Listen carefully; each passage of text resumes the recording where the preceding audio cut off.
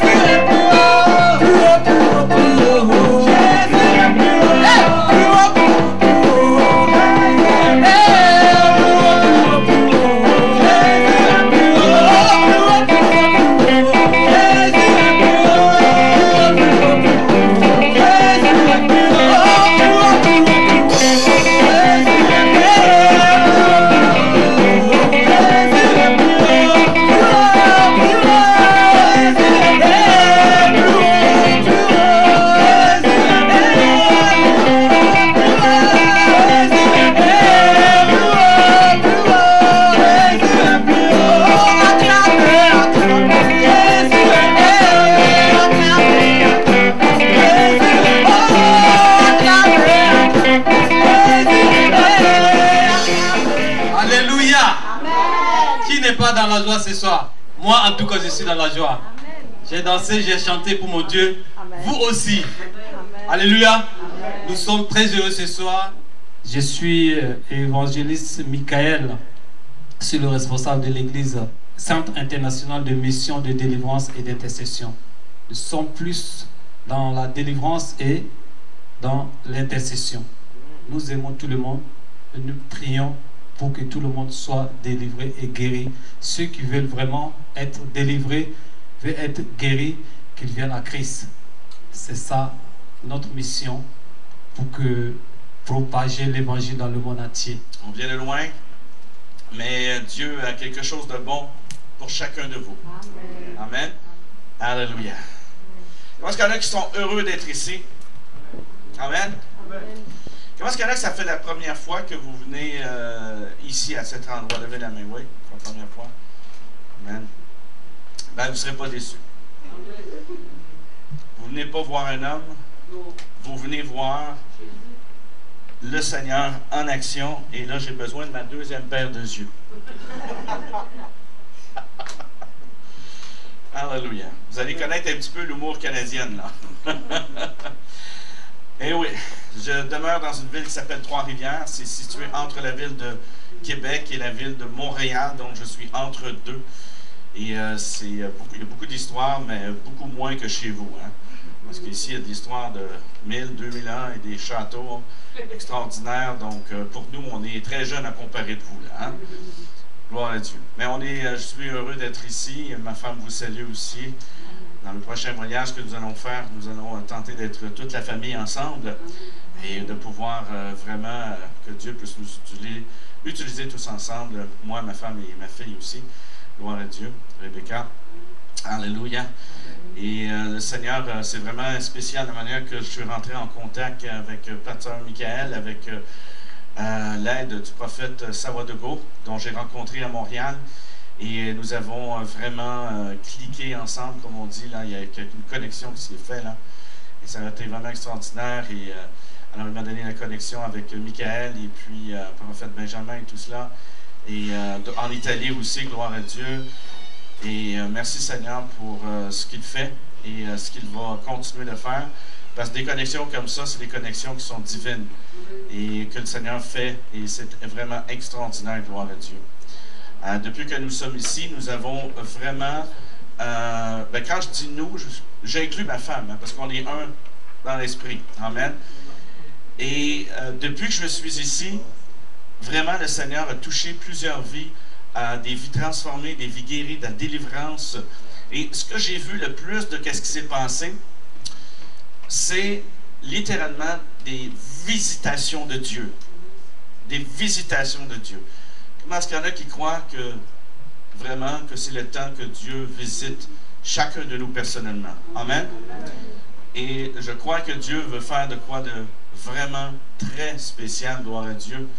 Et ne vous laissez pas aller attendrir par des choses du monde ou peu importe Satan, qu'est-ce qu'il va essayer de faire dans vos pensées, parce que Dieu veut faire quelque chose de nouveau, de tout à fait nouveau, gloire à Dieu. Et le Seigneur a le meilleur en réserve pour vous. Amen. Alléluia. Je ne sais pas si le prophète Benjamin voulait dire de quoi, quelque chose. Dans le nom de Jésus. Amen. Et vous encourager, vraiment, c'est un temps de Dieu. C'est une saison. Et tenir la grâce que Dieu nous envoie ici à Paris, au travers de son serviteur Sylvain Joly, qui a été un instrument de puissance entre les mains de Dieu, au Canada, un peu partout. Et donc voilà, que vraiment Dieu vous bénisse. Et nous attendons à la gloire du Seigneur. Soyez bénis au nom de Jésus. Amen. Amen. Vous savez, j'aurais pu aller dans d'autres endroits, hein, de plus grosses églises, mais le Seigneur m'a interpellé de vraiment d'être ici, avec vous, avec Pasteur Michael et avec Prophète Benjamin, gloire à Dieu. Et je sens qu'il y a quelque chose qui va débuter et quelque chose qui va vraiment fleurir, gloire à Dieu. Amen. Ce petit local-là est trop petit pour vous, là. Je le dis tout de suite à l'avance. Je sais que c'est un peu dur à Paris de trouver des locaux, mais la grâce de Dieu, elle est toujours là. Et elle est là, justement, pour tout le monde. Amen. Amen. Vous savez, juste pour vous dire un petit peu de moi, je suis un ancien drogué, j'étais dans la drogue, j'ai été adopté à l'âge de 3-4 mois j'ai retrouvé mes vrais parents à l'âge de 21 ans, 2 semaines avant ma fête de 22 ans. Et à cette époque-là, j'étais pas mal perdu. J'ai grandi comme tout bon Québécois catholique. J'étais enfant de cœur. On m'a donné une Bible. Je posais des questions dans la Bible, c'est-à-dire que j'écrivais des questions et je répondais à mes propres questions. J'avais 7, 8, 9 ans. Gloire à Dieu. J'ai toujours ces feuilles-là. Et c'est vraiment extraordinaire parce que, bien sûr, le désir de servir Dieu était là. Dès mon jeune âge, on ne me poussait pas pour aller à l'église. J'allais à l'église moi-même par mes propres moyens. C'était pas très loin. Alors, c'est sûr, j'allais à la messe, j'étais enfant de cœur et tout cela. Mais à l'âge de 12 ans, 13 ans et tout cela, alors, vous savez, les mauvaises associations, quand les mœurs et tout cela, ça commençait avec la cigarette, après ça, l'alcool et tout cela, et le hashish, la marijuana, les drogues dures, la cocaïne et tout cela. Et je me tenais avec la mafia. Alors, sur ma rue, il y avait beaucoup de mafia. Alors, ce soir, je peux vous dire et vous affirmer à 100%, ce soir, Dieu va vous faire une offre que vous n'allez pas refuser. Capiche? Amen? Gloire à Dieu. Alors, vous avez le droit d'applaudir, vous avez le droit de dire Amen et vous exciter de la parole de Dieu parce que le Seigneur veut vous toucher ce soir. Amen?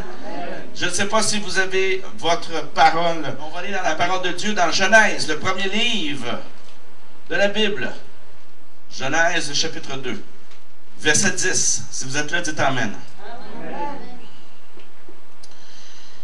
Ça dit, un fleuve sortait d'Éden pour arroser le jardin et de là, il se divisa en 4 bras. Le nom du premier est Pishon. C'est celui qui entoure tout le pays de Havilah où se trouve l'or. L'or de ce pays est pur. On y trouve aussi le bdellium et la pierre d'onyx. Le nom du second fleuve est Guyon. C'est celui qui entoure tout le pays de Cosh. Le nom du troisième est Édéchiel. C'est celui qui coule à l'orient de l'Azérie. Le 4e fleuve, c'est l'Euphrate. L'Éternel Dieu prit l'homme et le plaça dans le jardin d'Éden pour le cultiver et pour le garder. L'Éternel Dieu donna cet ordre à l'homme: tu pourras manger de tous les arbres du jardin, mais tu ne mangeras pas de l'arbre de la connaissance du bien et du mal, car le jour où tu en mangeras, tu mourras.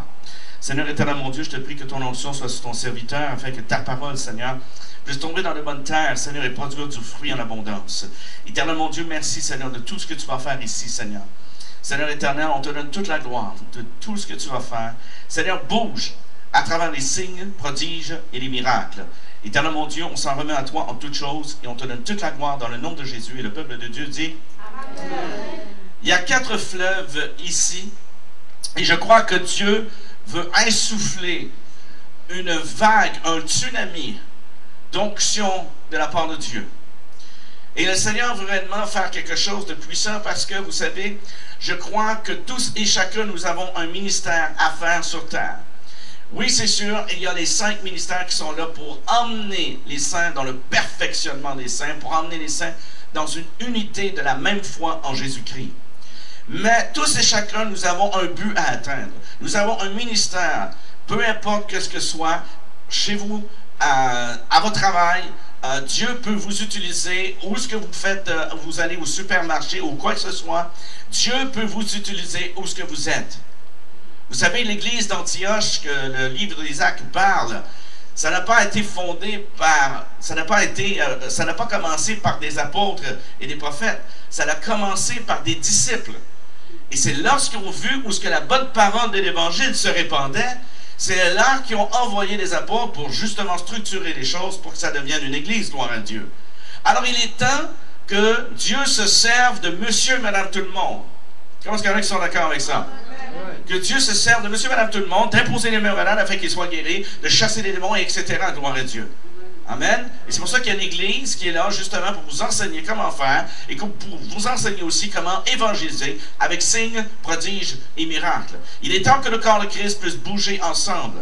Alors si vous voulez que cet endroit puisse fonctionner plus aisément, si vous voulez que cet endroit, que cette église puisse grandir, alors tous et chacun, nous avons une part à faire. Tous et chacun, vous avez une part d'évangéliser votre voisinage, où est-ce que vous travaillez, même au supermarché, où est-ce que vous allez, d'être à l'écoute du Saint-Esprit, afin que des fleuves d'eau vive puissent couler de votre cœur. C'est ce que la Bible dit. Et c'est ce que nous allons voir à travers ces 4 fleuves-là, qui signifient ces 4 caractéristiques, justement, de la vie d'un chrétien. Gloire à Dieu. Amen. Amen. Le premier fleuve, c'est le fleuve Pishon. Et Pishon veut dire ceci, augmentation. Sa racine veut dire être dispersé, étendu, éparpillé. C'est l'ensemble de l'écoulement, c'est-à-dire la plénitude de ce qui est déversé. Oh, hallelujah. Et cela me fait souvenir de qu'est-ce qui s'est passé dans le temps de la Pentecôte. Quand le Saint-Esprit s'est déversé, gloire à Dieu, sur le peuple de Dieu, les 120 qui étaient à la chambre haute, oh, hallelujah, l'onction de Dieu s'est déversée, hallelujah, sur eux, et soudainement, il y a un homme qui est sorti, hallelujah, de la chambre haute, son nom c'était Pierre, oh, il est sorti, il a commencé à prêcher la parole de Dieu avec intensité et avec onction. Celui dont il a renié Jésus 3 fois, sa vie a été transformée par la puissance d'onction du Saint-Esprit. Alléluia. Vous savez, l'évidence du baptême du Saint-Esprit n'est pas de parler en langue. Ceci est un signe. C'est ce que Marc dit, Marc 16, dit, voici les signes de ceux qui accompagneront la parole de Dieu, c'est-à-dire, ils chasseront les démons, ils parleront de nouvelles langues, ils imposeront les mains aux malades et seront guéris. Et ça dit des disciples, gloire à Dieu. Donc, c'est l'onction des disciples, alléluia. C'est l'onction des croyants, alléluia. Dites ça, c'est moi, ça. Dites, c'est moi. Ça vous appartient. Alléluia. Ceux qui auront cru, combien de croyants qu'on a ici? Si vous n'êtes pas croyants, ben en sortant d'ici, je crois que Dieu peut vous faire naître de nouveau. Gloire à Dieu. Alléluia. Mais combien est-ce qu'il y en a qui sont croyants ici, qui croient en Dieu? Alléluia. Dieu veut faire quelque chose de puissant et de merveilleux. Et Dieu veut, et vous veut. C'est temps que l'armée de Dieu puisse se lever. Je crois qu'il y a une autre révolution qui s'en vient hors de ce qui s'est passé en 1789, la Révolution française. La révolution qui s'en vient va être une révolution puissante. Alléluia. Dramatique pour certains, mais joyeuse pour certains d'autres aussi, gloire à Dieu. C'est une révolution qui s'en vient, où ce que cette révolution-là va avoir un son, va avoir un cri, alléluia. Et cette révolution, c'est la révolution force J, alléluia. J pour Jésus, alléluia. Il est temps que de nouvelles générations puissent se lever pour Jésus. Ne pas avoir peur de rien, alléluia, mais de foncer, alléluia. L'armée de Joël, où est-ce que cette armée, elle était dramatique. Oh, tout le monde avait peur de cette armée-là, je comprends, parce que la gloire de Dieu rayonnait sur leur vie, alléluia. Et Dieu veut que toujours que son peuple puisse rayonner de la gloire de Dieu, alléluia. C'est comme ça que Pierre était vêtu de la gloire de Dieu. Adam et Ève étaient vêtus de la gloire de Dieu, mais malheureusement, ils ont perdu cette gloire-là parce qu'ils ont péché, malheureusement. Et c'est pour ça qu'ils ont vu qu'ils étaient nus. Mais quand ils étaient dans la gloire, ils ne savaient pas qu'ils étaient nus. Alors, ils ont vu qu'ils étaient nus. Alors, le péché est rentré justement. Leurs yeux se sont ouverts au péché. Comprenez-vous ce que je dis? Alléluia. Mais Pierre a été aussi vêtu de la gloire de Dieu. Dans Acte 5, ça dit que son ombre couvrait les gens. Alléluia. Et le mot ombre, ce n'est pas l'ombre qui faisait que les gens étaient guéris. C'est ce qui couvrait les gens. Le mot couvrir qui est là en grec épiskaioso veut dire un halo de gloire. C'était une sphère qui était sur lui, littéralement. C'est ce que les gens voyaient. Et c'est cette sphère qui était sur lui qui faisait que touchait les gens, ils étaient délivrés, les démons étaient chassés, des vies étaient transformées, alléluia, des gens étaient guéris, alléluia. Et c'est ce que Dieu veut à son peuple, qu'on soit revêtu de sa gloire, alléluia, que cette gloire-là revienne à son peuple. Jésus l'a dit, il dit, la gloire que tu m'as donnée, je leur ai donnée. Alléluia. Il nous redonne cette gloire-là. Alléluia. Cette gloire-là qui nous appartient à cause que Jésus est mort sur la croix pour nous avoir redonné cette gloire-là. Malheureusement, Adam et Ève sont morts pour l'avoir perdue. Mais nous devons mourir pour la regagner. Oh là là. Alléluia. Alléluia. Je ne peux pas, moi, arriver et vous imposer les mains et vous donner le prix que j'ai payé. Je ne peux pas faire ça. Vous devez payer le prix pour vous-même. L'évangile n'est pas un évangile bon marché, là. Elle est gratuite, mais ce n'est pas un évangile bon marché. Hein? Alléluia!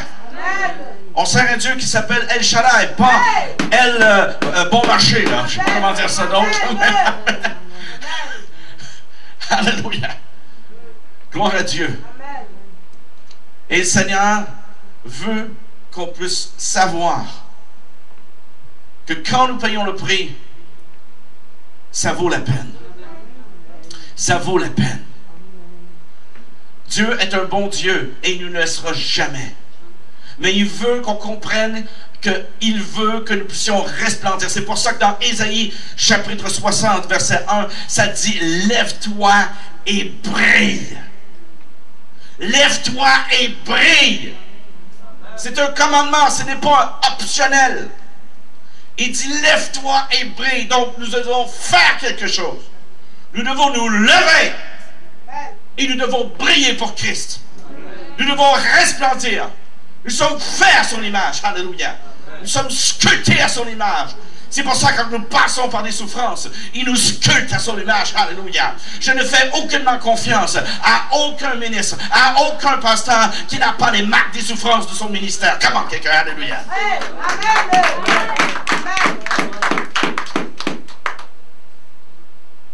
Jésus avait les marques de ses souffrances sur lui. Et vous savez quoi? C'est ces marques-là des souffrances que nous vivons. Où est-ce que Dieu, lui, qu'est-ce qu'il fait? Alléluia! C'est que l'onction devient pure. Ce n'est pas une onction de corruption. C'est une onction qui est pure. Alléluia! C'est pour ça que Gethsemane veut dire pressoir. Et à Gethsemane, la manière qu'eux faisaient pour cultiver les olives, c'est qu'il y avait une branche en Y comme ça, là.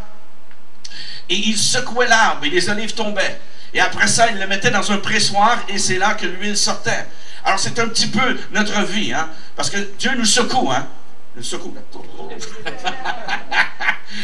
Il enlève tout ce qui ne nous appartient pas, là, hein. Et comme si c'était pas assez, on va mettre un petit peu de pression, là, hein. Oh, ça l'a fait mal, celle-là. Mais vous savez quoi? C'est bon. Parce que cette pression-là, c'est ça qui va faire que l'onction va sortir d'une façon pure et sainte et agréable devant Dieu et authentique. Et ça va donner du résultat à ceux qui reçoivent une onction pure et sainte. Alléluia. Oh, comment quelqu'un. Alléluia. Dieu veut qu'on soit revêtu. Alléluia. Il veut qu'on soit revêtu de ce feu. Alléluia. Il veut qu'on soit revêtu de sa parole. Alléluia. Il veut qu'on soit revêtu de sa gloire. Alléluia. Il veut qu'on soit revêtu de tout ce qu'il a pour nous. Alléluia. C'est pour ça que Seigneur, le premier fleuve signifie la Pentecôte. Alléluia. Dieu veut qu'il y ait une augmentation de notre vie, gloire à Dieu. L'évidence du baptême du Saint-Esprit, c'est une vie transformée. Amen. Pierre a été transformé, il a régné Jésus 3 fois. Quand il est sorti de là, il était audacieux. Il a sorti, il a prêché l'évangile. Et c'est ce que Dieu veut. Dieu veut que son peuple ait de l'assurance. Alléluia. On est baptisé dans le Saint-Esprit. On n'est pas baptisé dans le citron, là, hein? Amen. Allez, là. Quelqu'un qui est vraiment baptisé du Saint-Esprit ne sera pas gêné. Il va avoir l'assurance, là, comme un jeune lion, là. Amen. Alléluia. Et c'est pour ça qu'il y a un deuxième fleuve qui arrive. Oh, il y a une nouvelle. Ok, la deuxième vague. Hein? Let's go. La deuxième vague. Deuxième fleuve. Guyon. Celui-là, c'est mon favori. Guyon veut dire ceci. Veut dire qui éclate. Source jaillissante. Il y a deux seuls rois qui ont été loin là. Et c'est Salomon et David. Ces deux rois qui ont été loin près du fleuve Guyon. Le fleuve Guyon, c'était le seul fleuve qui abreuvait Jérusalem. Il n'y en avait pas d'autre. Donc quand il y avait des guerres et que les ennemis voulaient prendre, une nation, qui voulait prendre la ville où ils allaient, alors ils arrêtaient l'eau tout simplement et les gens avaient soif. Mais le roi Ézéchias a fait quelque chose de très intelligent. Il a fait un aqueduc fermé pour pas que l'ennemi puisse voir l'eau qui allait justement à travers Jérusalem. Et cette eau s'en allait directement à Siloé. Et Siloé, c'est très significatif parce que Siloé veut dire envoyé. Et dans Jean chapitre 7 verset 37, ça exprime ici que Jésus, la huitième journée de la fête, est rentré Et il est arrivé à la piscine de Siloé. Et il s'est mis à crier, si quelqu'un a soif, qu'il vienne à moi, et des fleuves d'eau vive couleront de son sein. Mais vous devez comprendre qu'à cette époque-là, et dans la culture hébraïque de cette époque-là, il y avait une raison pourquoi que Jésus a crié. Tout le monde pense que Jésus, là, comme ça, il s'en va, là. Hein? Comme ça, maigrichon, là. Hey, Jésus, c'est un colosse, là, hein? Comme Pasteur Benjamin, là, hein? Papa de Benjamin. Il était un colosse, là. Il y avait des muscles, là. C'était un charpentier. Amen. C'était pas comme dans Jésus de Nazareth, là, des années 1970, là. C'était vraiment, là, un colosse, là. Il était fort. Et lui arrive en plein tumulte, en pleine célébration. Parce que la culture de ce temps-là voulait dire, et ce n'était pas une loi, c'était une tradition qu'il faisait tout simplement. Et à cette époque-là, il y avait un prêtre qui était en avant avec une jarre d'or. Je peux dire ça, une jarre d'or ou un pot d'or? Ou comment est-ce qu'on peut dire ça? Une jarre en or, là? Ça se dit, ça? OK. Donc, il y avait une jarre en or et il venait puiser de l'eau à Siloé, tout simplement. Et pendant que ce prêtre arrivait, à cette époque, alors, qu'est-ce qui arrivait? C'est qu'il y avait plusieurs personnes qui le suivaient, et il y avait des cymbales, il y avait des tambourins, il y avait des chants qui étaient là. C'était la musique, c'était la fanfare, le tambour, alléluia. C'était une célébration extraordinaire qui se faisait dans ce temps-là. Et c'est pour ça que Jésus a dû crier. Il n'a pas chuchoté, là. Il a crié. Et alors que tout ce branle-bas-combat-là se fait, Jésus arrive en plein dans cette célébration-là et arrive et commence à crier si quelqu'un a soif. Et pourquoi qu'il a fait ça? Pourquoi qu'il y avait ces gens-là qui étaient là? C'est parce que eux faisaient cette célébration tout simplement pour leur faire commémorer quand Moïse a frappé le rocher une fois et de l'eau est sortie de là. Et cette célébration-là était tout simplement pour ça. Mais dans Corinthiens, ça dit que vous avez suivi un rocher qui s'appelle Christ. Dans Corinthiens. Amen. Et Jésus arrive et ils se mettent à crier. Et en plus, ces gens-là chantaient un chant de Ésaïe, chapitre 11, verset 3, qui dit ceci, que vous puiserez de l'eau aux sources du salut avec joie. Et ils chantaient cela. Alors pendant tout ce bruit-là, Jésus arrive. Il a dit, si quelqu'un a soif, qu'il vienne à moi, et des fleuves d'eau vive couleront de son sein, comme dit l'Écriture. On vous leur dit, vous n'avez plus à faire ce rituel-là. C'est moi qui est votre source d'eau vive. C'est moi qui est votre rocher. Vous n'avez plus à faire ces choses-là. Alléluia. Parce que c'est moi qui est la source d'eau vive. Christ ne symbolisait pas la jarre d'or, non. C'était plutôt l'eau et le rocher. Alléluia. C'est lui dont nous pouvons suivre la source d'eau vive. Alléluia. Le rocher. Alléluia. Et Kion qui veut dire source jaillissante. Et c'est pour ça que la parole de Dieu dit qu'on peut recevoir la pluie de la première et de l'arrière-saison. Voulant dire que la pluie en Israël vient au printemps et après ça elle vient en octobre, dont l'eau monte énormément, et c'est pour ça que quand l'eau sort de la piscine à Siloé, alléluia, elle sort d'une façon jaillissante, alléluia. Tout cela pour personnifier que Dieu, il parlait du Saint-Esprit, qu'il veut que le Saint-Esprit puisse jaillir de nos vies, alléluia.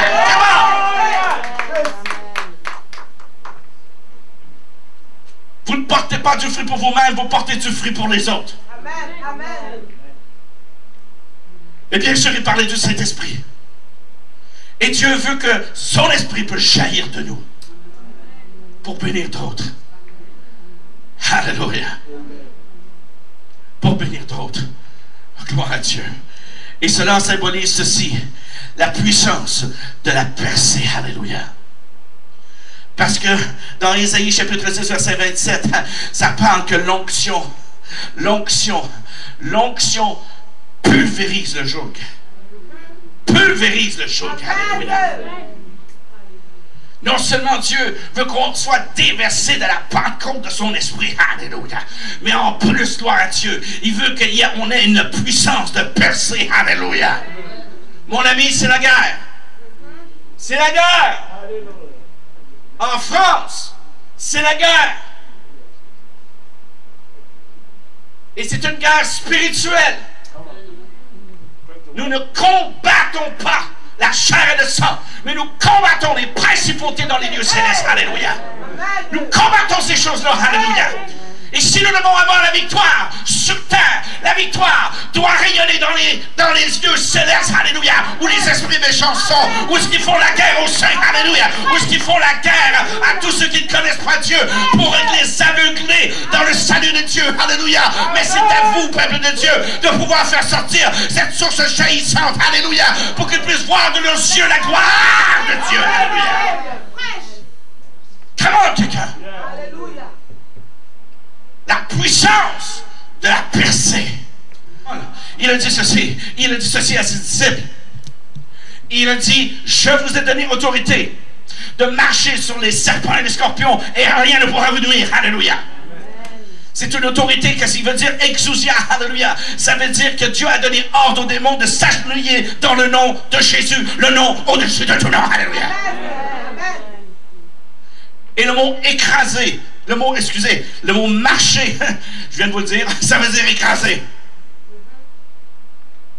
Et quand il dit, voici je vous ai donné autorité de marcher sur les serpents et les scorpions, je suis allé vite un peu, hein? Le mot serpent, en termes grecs, c'est ophis, O-P-H-I-S, et c'est le mot que nous prenons en français pour ophtalmologiste. Vision en arrière des yeux, ce qui veut dire vision perçante. Donc ce mot veut dire vision perçante. Et en plus, il dit scorpion. Ce mot en grec c'est scope. D'où vient notre mot en français télescope? Veut dire voir de loin. Alors si on met tout cela ensemble, oh là là là là là, si on met tout ça ensemble, Jésus a dit, c'est Jésus qui a dit. Dites à votre voisin, c'est Jésus qui a dit. C'est Jésus qui a dit.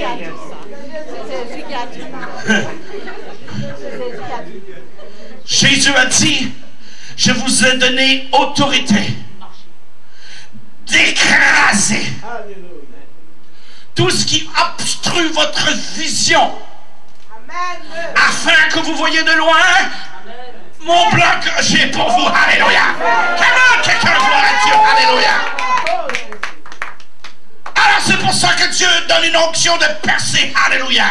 Pour justement qu'on ait une vision, alléluia, une vision perçante, alléluia.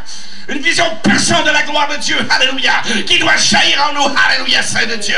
Vous ne devez pas rester comme que vous êtes présentement. Dieu veut plus qu'alléluia de vous, alléluia. Dieu veut vous enrayonner de la gloire de Dieu, alléluia. Vous devez avoir faim et soif de la parole de Dieu. Vous devez avoir faim et soif de l'onction de Dieu. Vous devez avoir faim et soif de la parole de Dieu, alléluia. Et c'est alors que vous vous rayonnez de gloire dans la parole et dans la présence de Dieu, que Dieu vous fait revêtir de gloire. Il vous habille de gloire parce que Jésus est en train de préparer son épouse et l'habiller avec gloire. Alléluia. Amen. Amen. Ça va jusqu'à là? Vous comprenez bien mon français? Parce que je peux vous parler de cette façon-là, là? Ou bien je peux vous parler de même, là, en canadien, là, ok? Amen. Alléluia. Alléluia. On arrive au troisième fleuve. Et lequel veut dire rapide. Il est appelé aussi le grand fleuve. Dans le temps de Daniel, dans Daniel 10:4, ce fleuve a mérité le surnom de tigre, soit à cause du tigre, une créature de rapidité à partir de sa vitesse. Et en hébreu, ça signifie fort et rapide. Fort et rapide. Comme une flèche polie qui est appelée ainsi à cause que ses eaux sont nettes et rapides. Alléluia. Quand vous voyez un fleuve, quand vous voyez une rivière qui coule dans les montagnes et ça va vite, il y a des rochers qui sont là et l'eau se purifie à travers les rochers, comme nous devons nous purifier à travers Christ, alléluia, qui est notre rocher, alléluia, le rocher des âges, alléluia. Et la Bible dit de ce, alléluia, que de ce fleuve qui est fort et rapide, alléluia. Et ceci, je vois ça un petit peu comme des, comprenez bien mon français, là, aqueducs. Donc ces canals-là, qu'est-ce qui arrive? C'est des canals municipaux qui refroidissent l'eau dans les tuyaux pour faire prévenir la prolifération, c'est-à-dire la multiplication des bactéries. Donc plus qu'on va rapidement, Plus, alléluia, le Seigneur purifie, alléluia, l'œuvre en nous. Qu'est-ce que ça veut dire? Ceci, c'est la marche par la foi, alléluia. Dieu veut nous donner une marche rapide, vite, une marche par la foi. On ne marche pas par la vue, mais on marche par la foi. On ne marche pas par les choses qu'on voit, mais on marche par la foi. Satan veut essayer d'essayer de venir contre nous par des mensonges, par des choses qui viennent dans nos pensées, alléluia. Mais si nous marchons par la foi, alléluia, Dieu va faire que nous allons devenir rapides, alléluia. Et les flèches enflammées du diable, on va les esquiver comme ça. Oh, oh, oh. Olé, olé. Ah, chihuahua, caramba. Amen. Woo!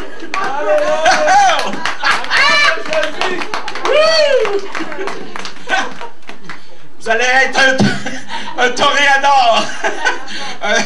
Un toréador. Le taureau qui va essayer de vous piler, là. Hein? Et vous allez avoir votre petite chose rouge, là. Hein? Vous allez... es-tu capable de... Ah, non, non, non. Ouais, voilà, il va passer à côté. Vous allez être trop rapide pour lui, là. Trop rapide. Parce que vous marchez par la foi. Alléluia. Par la foi. Alléluia. Et Dieu veut qu'on puisse marcher par la foi. Dieu est un Dieu d'ordre. Et Dieu veut qu'on sache que tout a été fait par la foi. Et c'est ça que le diable veut essayer de refroidir.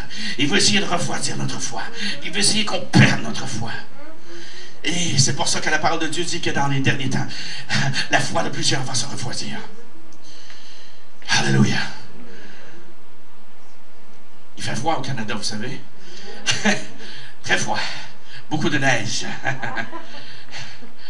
Si vous restez dehors trop longtemps, vous allez geler. Vous n'allez plus rentrer en dedans. Là. Vous allez devenir un popsicle. Là. Vous savez, c'est quoi un popsicle? Vous avez un petit bâtonnet, là. Et puis, c'est en rond, là. C'est de la glace qui est gelée là. Hein? Je ne sais pas comment vous appelez ça ici, là. Mais nous, on appelle ça comme ça, là. Vous allez venir raide, là. Vous n'allez plus bouger, là. Ben justement, c'est que le diable, lui, justement, veut vous paralyser dans votre foi. Il veut vous paralyser. Et quand il a, justement, des gens, quand ça dit que la foi de plusieurs va se refroidir, c'est justement, il les paralyse. Il les paralyse comment? Par la peur. Parce que la peur, c'est ce qui différencie la foi. C'est le contraire de la foi. Et c'est pour ça que nous devons marcher par la foi. Et c'est cela qui va faire que nous allons esquiver les œuvres du diable par la foi. Le bouclier de la foi qui est là et qui fait que justement que les traits enflammés du diable sont esquivés. Pourquoi? Parce que le bouclier, qu'est-ce qu'il faisait? Il le mettait dans l'eau. Il le trempait dans l'eau. Et après ça, il le oignait d'huile. Pour justement que les traits, les flèches puissent s'esquiver, puissent glisser. Et il y avait 3 sortes de flèches selon la culture du temps. Il y avait une flèche ordinaire où on pouvait la voir. Et il y avait une flèche où ils mettaient du bitume en haut de la pointe. Et là, c'était du feu. Et il y avait une autre flèche où cette flèche-là, elle était enrobée d'un certain produit. Je ne me souviens plus lequel techniquement. Là. Et il lançait cela. Et les gens disaient, OK, ben, on va juste l'esquiver, on va juste passer à côté. Mais cette flèche-là, quand elle tombait, c'était une petite bombe, là. Ça faisait un... Et c'est cette flèche-là que Paul parle. Les flèches enflammées du diable, les traits enflammés du diable.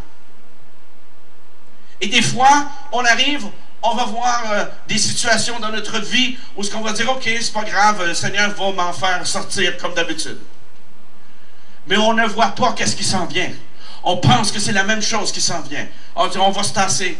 Et non, soudainement, il y a quelque chose qui arrive et ça nous explose dans la figure. Parce qu'on n'est pas assez préparé. Et Dieu veut nous préparer dans cette foi-là. Il veut nous préparer, alléluia. Vous savez, Paul, quand il parle des armes de Éphésiens 6, la première chose qu'il dit, c'est la vérité pour ceinture. C'est la première chose qu'il dit. Pourquoi? Parce que la ceinture, elle portait l'épée. Et elle soutenait la cuirasse. Et aussi le bouclier, parce qu'il y avait un petit crochet qui était là. Et si la ceinture n'était pas là, tout le reste tombait. Si la ceinture de la parole de Dieu n'est pas là, tout le reste va tomber. Si la parole de Dieu n'est pas dans votre vie, tout le reste va tomber. Vous devez avoir la vérité de la parole de Dieu comme une encre dans votre âme, ancrée dans votre âme énormément, pour que Dieu puisse agir avec vous. Alléluia. Amen. Amen. Oh, gloire à Dieu. Alléluia. Ça va jusque-là?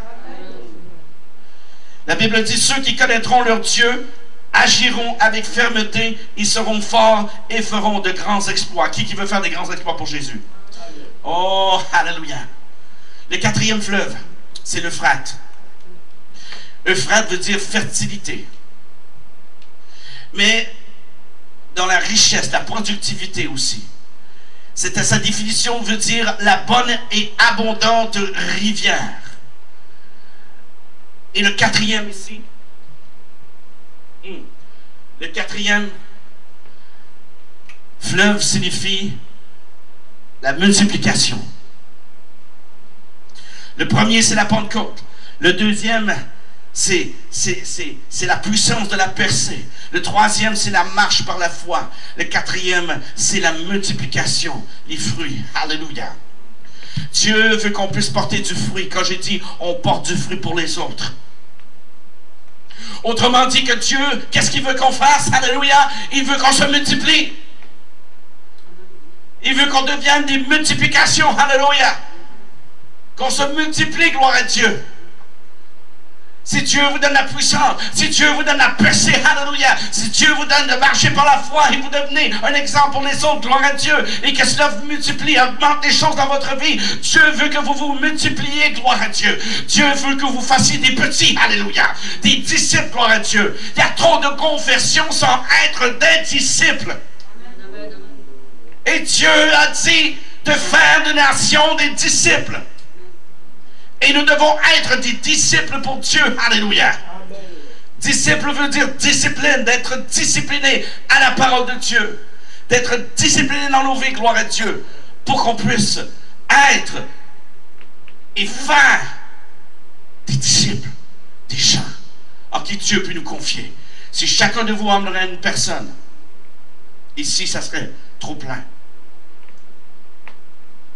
Mais Dieu, quand il y a tout cela, quand il y a tous ces ingrédients-là, Dieu veut que nous puissions passer à autre chose.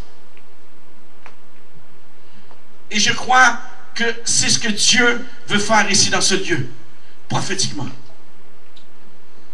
Écoutez bien ceci. Il y avait le Jourdain. Jésus a été baptisé dans le Jourdain. Jourdain veut dire ceci. Oh, gloire à Dieu. Alléluia. Veut dire descendeur. Ce nom est connecté à un mot grec, yarad, qui veut dire descendre ou couler. Celui qui descend, alléluia.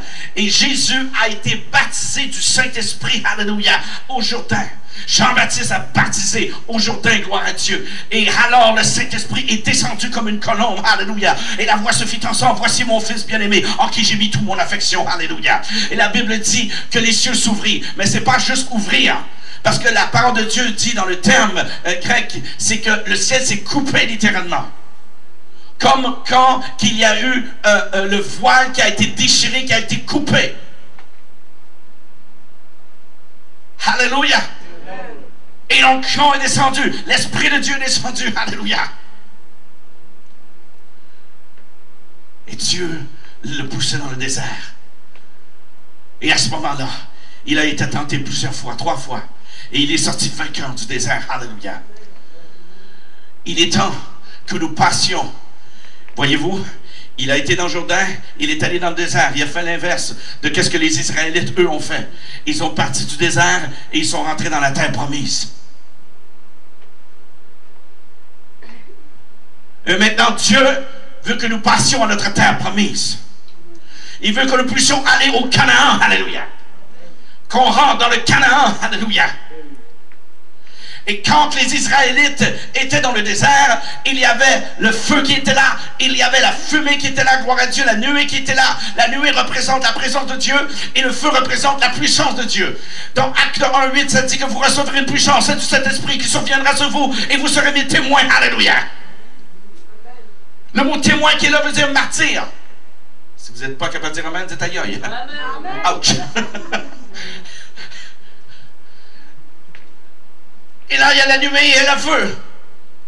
Et eux se référaient à cela. Il y avait beaucoup de miracles qui se passaient dans le désert. Et Dieu a nourri son peuple dans le désert. Alléluia. Mais quand que le Jourdain, ils ont franchi le Jourdain pour aller dans leur terre promise. Quand ils sont allés de l'autre côté, alors ils n'avaient plus le signe du feu, ils n'avaient plus le signe de la nuée pour suivre Dieu. Ils sont allés de l'autre côté et la nuée ou le feu a cessé. Donc la seule chose qu'ils savaient quand ils sont passés de l'autre côté du Jourdain, c'était la foi. Ils n'avaient plus le signe de ce qu'ils voyaient. Maintenant, le signe devait être en eux. Alléluia. C'est la foi. Il y en a qui ont dit, ça serait-tu pas merveilleux de voir la nuée et de voir le feu? Mais je crois que plus sincèrement, je crois que c'est mieux d'avoir la nuée et le feu en nous. Alléluia.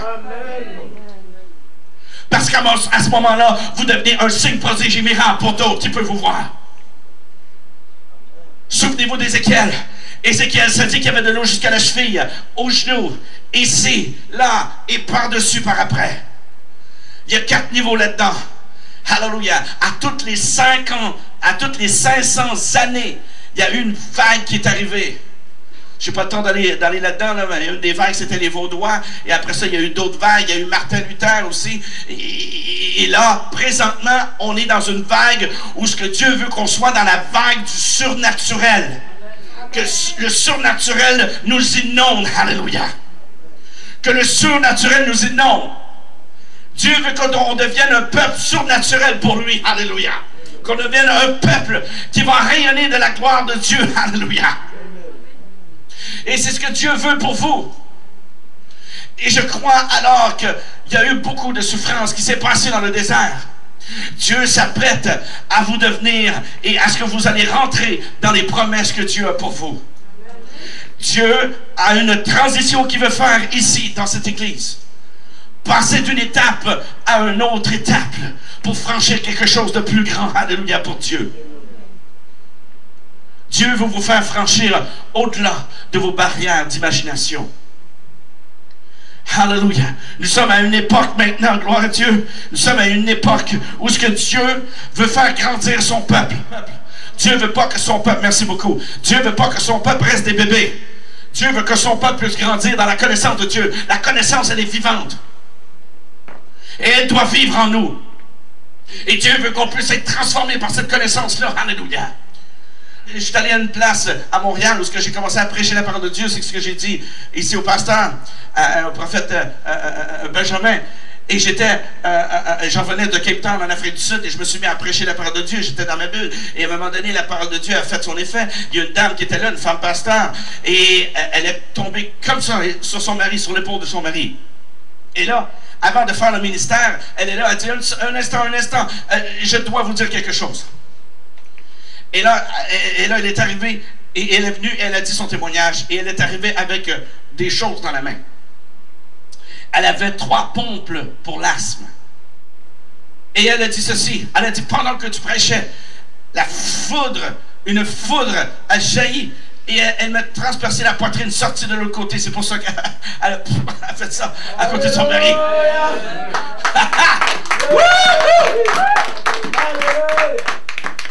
Et elle m'a montré ses pompes et elle a dit, je peux respirer. Alléluia. Le Seigneur a dit qu'il a envoyé sa parole. Il a envoyé sa parole. Il a envoyé sa parole. Il a envoyé sa parole pour nous guérir. Alléluia.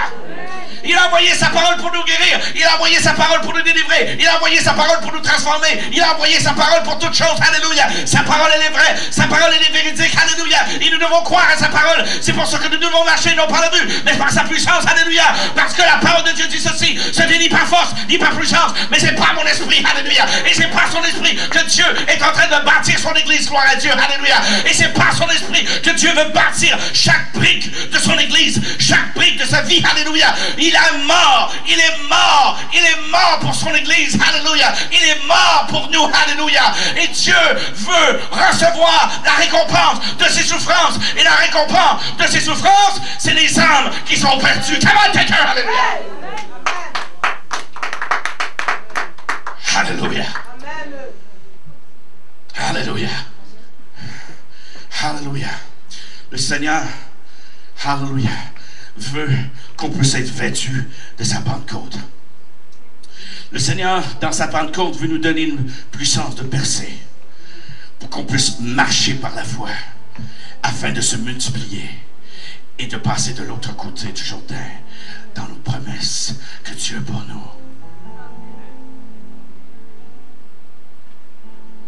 Si vous êtes ici et vous ne connaissez pas Dieu, si vous êtes ici et vous n'avez aucune idée de ce que Dieu est, si vous êtes ici et vous n'avez pas Jésus comme votre sauveur personnel, vous n'êtes pas né de nouveau, né de l'Esprit, être une nouvelle créature en Jésus-Christ, si c'est vous, j'aimerais que vous puissiez lever la main à 3. Mais plus que ça, il y a des gens ici qui sont un pied dans le monde et un pied dans le Seigneur. Un pied dans le monde et un pied dans le Seigneur. Ils sont là, et un pied dans le monde et un pied dans le Seigneur. Un pied dans le monde et un pied dans le Seigneur. Ils sont en train de faire du tcha-tcha avec le diable. Je ne danserai pas avec le diable, non.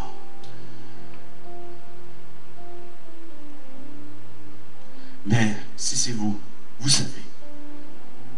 Mais Dieu vous aime énormément, que vous ne restiez pas là. Il veut vous emmener dans son canard, là où coule le lait et le miel, pour que vous puissiez être nourris de sa parole, que vous puissiez être nourris de son Esprit Saint, qui vous bâtit. C'est l'heure où ce que Dieu veut bâtir son Église. Comme dans les murs, il bâtissait les murs de Jérusalem. Les murs, les pierres, c'est nous. Pierre, l'épître de Pierre dit que nous sommes des pierres vivantes, des pierres révélées. Alléluia. Et nous devons être ces pierres révélées. Si c'est vous qui êtes là et que vous ne connaissez pas Dieu, vous n'avez aucune notion de Dieu. À 3, j'aimerais que vous levez les mains. 1, 2, 3, allez-y en haut. Alléluia.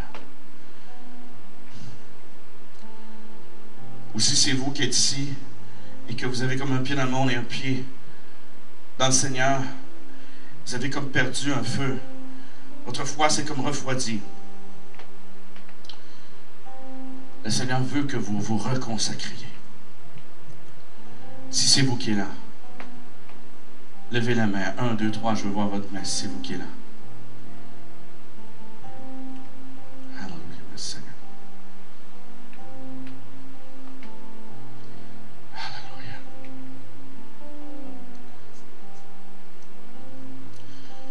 J'aimerais qu'on puisse agir comme une famille ici. Venez ici, madame, je vais prier pour vous.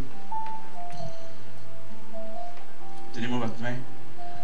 Dites, Seigneur Jésus, entre tes mains, je remets ma vie. Je demande pardon. Que je me suis refroidi. Je viens vers toi. Pour que toi, tu sois mon tout en toutes choses. Pour que toi, tu sois mon tout en toutes choses.